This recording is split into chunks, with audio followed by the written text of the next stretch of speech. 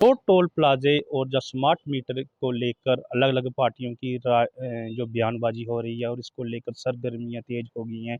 कल जो कांग्रेस पार्टी के प्रदेश अध्यक्ष वक़ार रसूल का कहना था कि अगर हमारी सरकार आती है, यानी कि कांग्रेस पार्टी आती है, तो हम उस स्मार्ट मीटर को तवी में फेंक देंगे और लोगों को हम आर्थिक बोझ नहीं डालेंगे। हम लोगों को आर्थिक तौर पर मजबूत बनाना चाहते हैं, कि जबकि भाजपा एक ऐसी पार्टी है जो लोगों को जो टैक्स पे टैक्स और स्मार्ट मीटर पर जो अधिक बिजली का किराया है उसकी तरफ धकेल रही है। हमारे साथ यहाँ पर मौजूद हैं जो डेमोक्रेटिक प्रोग्रेसिव आज़ाद पार्टी के महासचिव हैं राजेंद्र सिंह चिब, और ये पूर्व मंत्री भी रह चुके हैं। सर, इस मसले में आपकी पार्टी की क्या राय है? आप जब युवा राजपूत सभा के जो लोग गिरफ्तार हुए थे, आप उनको मिलने के लिए कठुआ जो सेंट्रल जेल में भी गए, पर आपने उनको समर्थन तो दिया, पर आपने खुलकर समर्थन नहीं उनको दिया।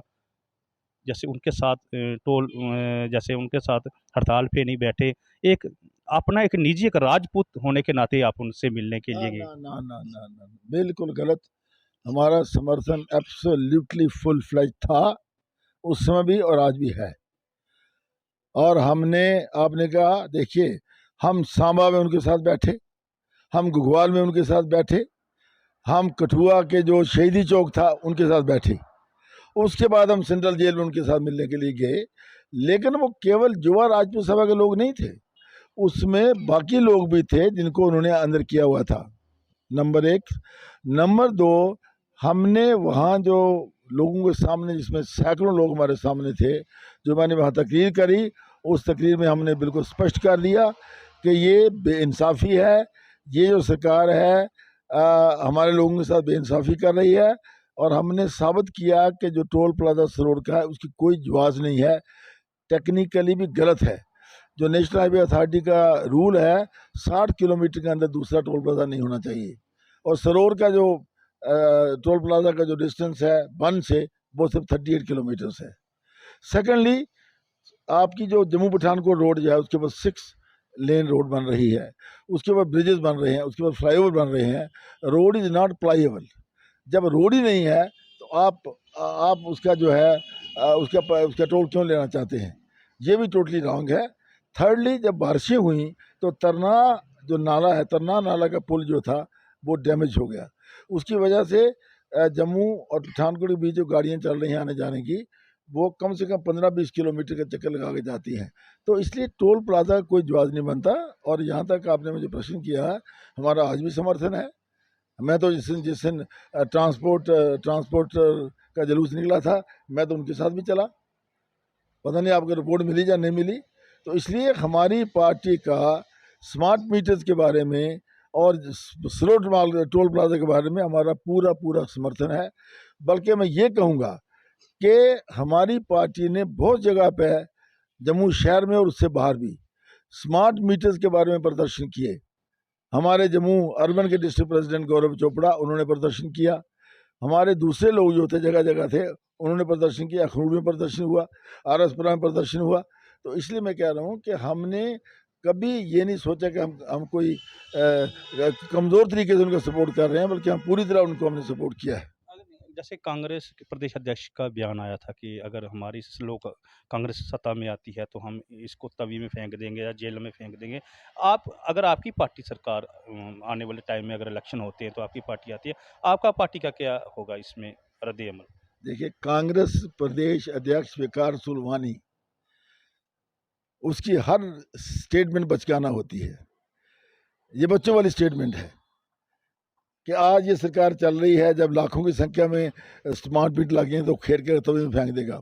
बल्कि मैं कहता हूं कि नंबर 1, हम इसके खिलाफ हैं, ये नहीं लगने चाहिए। लेकिन हम ये चाहते हैं कि अगर ये स्मार्ट मीटर लगने से हमारी पावर सप्लाई रेगुलेट होती है, अगर हमारे बिल कम आते हैं उससे, तो मैं समझता हूं कि there is nothing wrong in that. Secondly, हम कहते हैं कि ये जो प्रीपेड सिस्टम है इसमें नहीं होना चाहिए स्मार्ट मीटर्स में।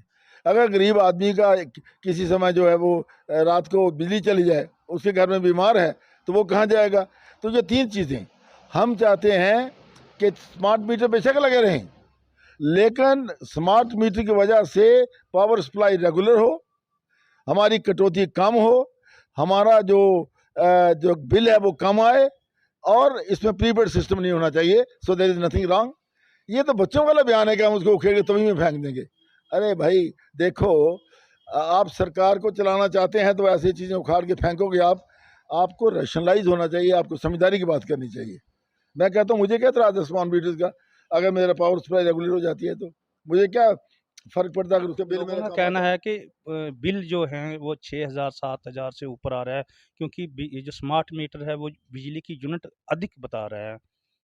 देखो हमने भी अपोज किया, इसीलिए हमने भी अपोज किया कि स्मार्ट मीटर के बिल जो थे, जो नॉर्मल बिल से बढ़ चढ़ करके आए। आपने देखा होगा कि जो बार काउंसिल के चीफ थे, एक पढ़े लिखे लोग हैं, बड़े समझदार लोग हैं, उन्होंने भी ये एग्जांपल दी कि बिल सप्लाई रेगुलेट हो जाए, कटौती कम हो, और इसके ऊपर वो जो लगाते हैं ना कि प्रीपेड सिस्टम, ये ना हो तो लगने दो स्मार्ट मीटर, हमें क्या है। क्या लगता है कि आपको इस मसले को लेकर पार्टी राजनीतिक कर रही है, राजनीतिक रोटियां सेक रही, चाहे भाजपा हो चाहे कांग्रेस हो?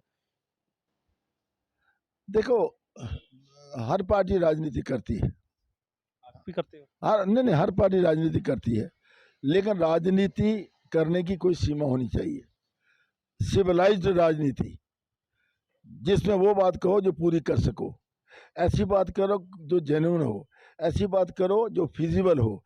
अगर आप सही बात करें, सच्चाई की बात करें तो उस पर राजनीति करें आप।